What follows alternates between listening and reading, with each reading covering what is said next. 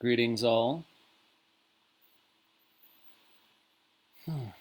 So I just want to share something that I hope will be helpful and illuminating for you.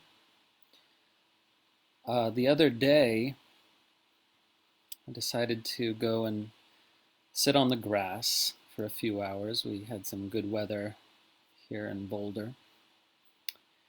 And I listened to this interview of Sam Harris and Adyashanti, which was wonderful. I definitely recommend it. It is behind a paywall on the Waking Up app, but very much worth it, I think. Sam Harris interviewing Adyashanti, which I hadn't expected that interview to happen at all. But anyways, it was quite wonderful to listen to. And by the end of the interview, Sam was sort of positioning himself almost as a little bit of a disciple in a way, an opening to Adya's wisdom. Sam clearly, without saying so, recognized, oh, this guy's really awake, you know. He's really clear too. So that just delighted me. And after hearing that interview, as I sat, um, kind of had a realization unfold. I mean, it's not like it's anything new per se, but just a kind of deeper clarity about something. And I'll try to frame it in words as best I can. And again, it might be similar to other teachings you've heard, and because ultimately, it's all, the truth is the truth is the truth, but we find different ways of saying it. And it's beautiful to experience sort of a deeper level, that's just a metaphor, but a deeper level of understanding of the truth, even though it's just one and the same truth. So I'll frame this in terms of Shiva and Shakti. Many of you are familiar with those terms, where Shakti is a divine pulsation or even an oscillation, but a pulsation between two different states, between any two different states in the whole universe. Every such pulsation is a manifestation of Shakti, or energy, right? And Shiva is the sort of space of infinite stillness within which all these pulsations unfold. So Shiva is the aspect of our own essence nature that holds space for the infinite pulsations of being. And Shakti is those pulsations of being, which are also an expression of our essence nature, right? There's no actual separation there. They're just two different aspects of the one. So specifically, though, what I realized, and again, if I put it into words, you might say, oh, you've taught this before, and maybe I have, but I realized it on a deeper level somehow, that the primary pulsation in human life, in relation to others and in relation to ourselves and in relation to life, on all these scales, the primary pulsation is what I want to call in this video, invite and surrender. Because, okay, I'm going to try to communicate this.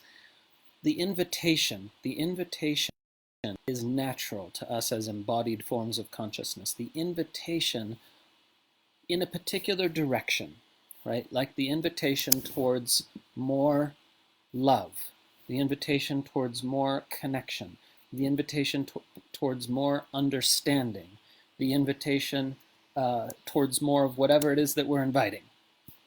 We naturally make that invitation to ourselves, to others, to life, over and over again, right? We want connection, that's natural.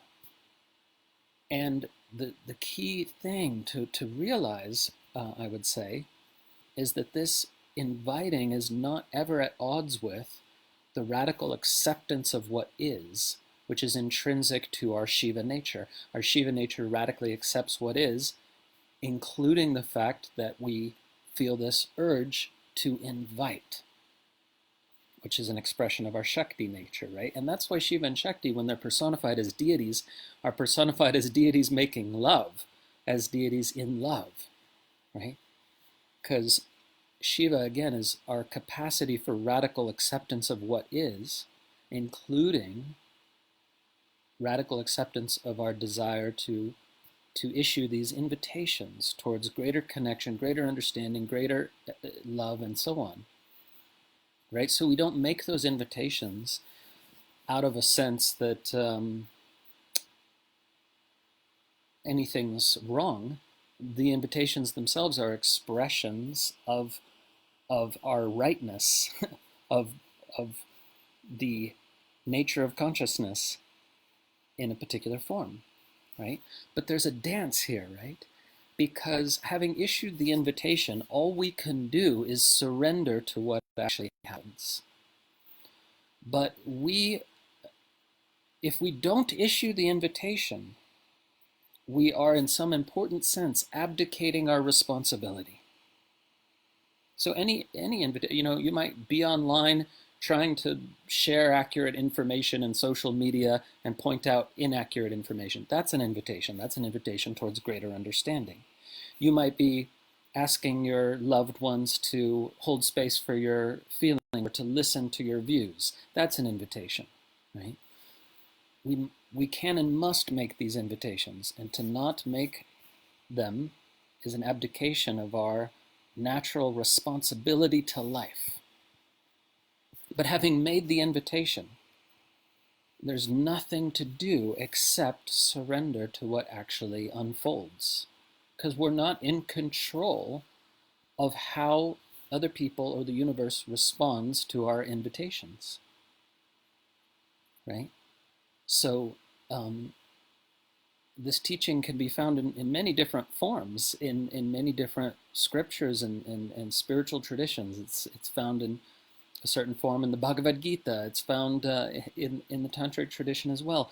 But I want to characterize it as this pulsation of invite and surrender, over and over again, right? So how this plays out kind of in the nitty-gritty, well, that depends on the person, and it depends on the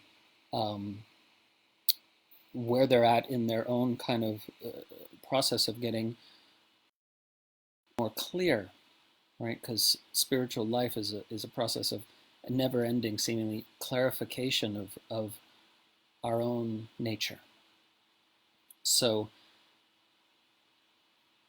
my point is that there's not really anything important that you could ever do other than invite and surrender. At any given moment, you can ask yourself, does it feel right to issue an invitation to myself, the other person, the universe? And then having issued that invitation, to cultivate your ability to surrender. And maybe in the next moment you issue another invitation. Maybe you issue the same invitation again, and then surrender again, right? Because you cannot bend the universe to your will, but you have a responsibility to issue these invitations. And when seen truly, I would propose to you that when seen truly, this is a divine dance. It's the most divine dance imaginable. But that whole pulsation of invite and surrender is held within this vast, spacious, quiet presence of pure, unconditional love for what is.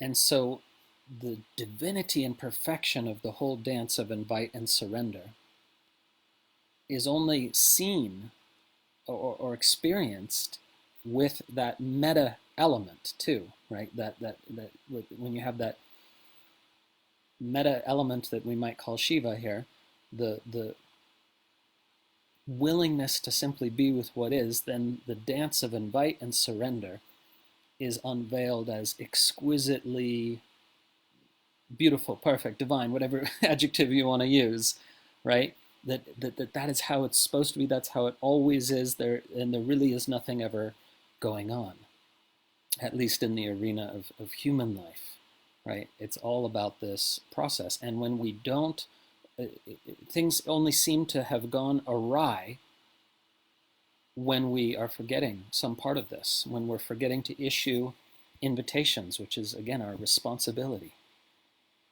right? To invite ourselves and others into whatever it is, greater love, understanding, and connection. Or things go awry and we suffer. Not that that's really going awry, but we can say it that way. When we forget to surrender, maybe we're issuing the invitations forcefully, maybe we're issuing our invitations angrily, and maybe we're self-righteously upset about people not accepting our invitations. Well, then we're forgetting the surrender part. There's nothing to do but having issued the invitation to surrender. Nothing else to do. Or maybe you don't experience the dance of invite and surrender with perfect, maybe you don't experience it as a dance of perfect divinity because you've lost touch with the context, the greater context, which is what we might call essence nature, the still silent presence, which is eternally in love with what is. As Joseph Campbell called it, eternity in love with the forms of time. All the forms of time. Right? So we need these three elements: invite, surrender, and then the context in which the whole dance is happening. And it's a beautiful life, whether what's happening is creation or destruction. I mean, that's always what's happening, right? But it's a beautiful life because our part to play within the cosmic lila of creation and destruction is nothing but invite and surrender. There's nothing else for us to do, I would say. So I hope that makes sense, and I'm curious where the rubber meets the road for you. Those of you watching live, where does the rubber meet the road for you? Where does this where do you feel some friction in yourself against this teaching, if you do? Where do you find it hard to invite, or where do you find it hard to surrender? How do you forget the context, which renders that dance of invitation and surrender deeply beautiful?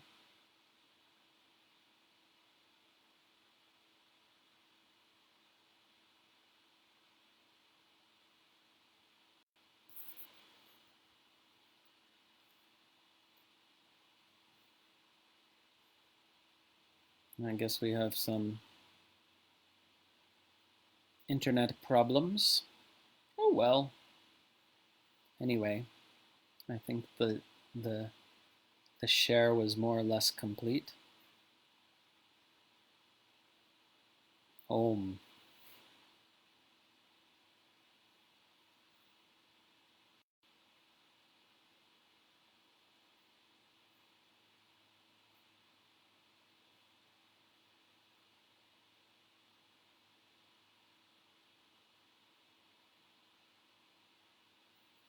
Video stopped. Did it start again?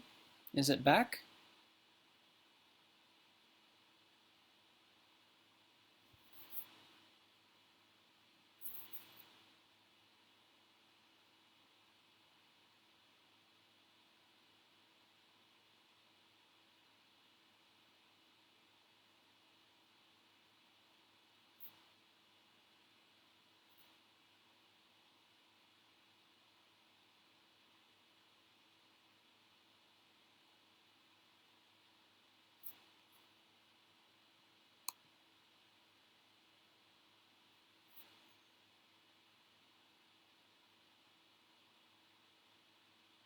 Time to surrender.